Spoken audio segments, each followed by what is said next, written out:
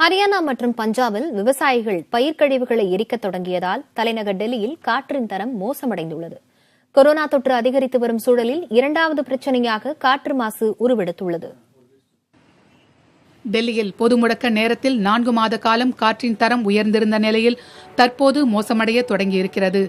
பஞ்சாப் மாநிலத்திலிருந்து பருவக்காற்று டெல்லி நோக்கி வீசுவதால் அங்கு எரிக்கப்படும் பயிர்க்கழிவுகள் டெல்லியை தாக்குவதாக கூறப்படுகிறது.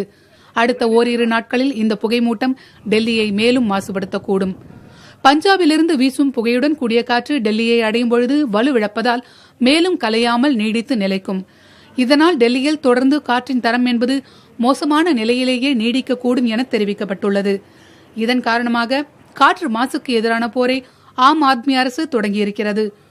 மாசு நிலவரத்தை தினசரி அடிப்படையில் தானே கண்காணிக்க உள்ளதாகவும் அதற்கான அறிக்கை தினமும் தனக்கு அளிக்கப்பட வேண்டும் எனவும் டெல்லி முதலமைச்சர் அரவிந்த் கெஜ்ரிவால் மாசு கட்டுப்பாட்டு கமிட்டிக்கு உத்தரவு பிறப்பித்திருக்கிறார்.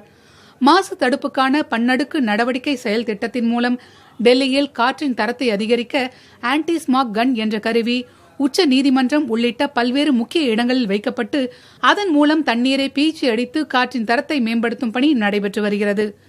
மேலும் வரும் 15ஆம் தேதி முதல் டெல்லியில் வழக்கம் போல டீசல் ஜெனரேட்டர் பயன்பாடு, ரெடிமிக்ஸ் கான்கிரீட் உற்பத்தி, கனரக வாகனங்கள் நுழைவு, செங்கல் சூளை இயக்கம், கட்டுமான பணிகள் போன்றவற்றுக்கு தடை விதிக்கப்படுகிறது.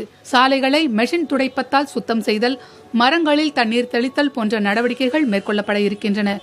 மேலும் கார் பதிவெண் அடிப்படையில் ஒற்றை இரட்டை வாகன இயக்கம் மாநில அரசால் மீண்டும் அறிமுகம் செய்யப்படலாம் என்று சொல்லப்படுகிறது.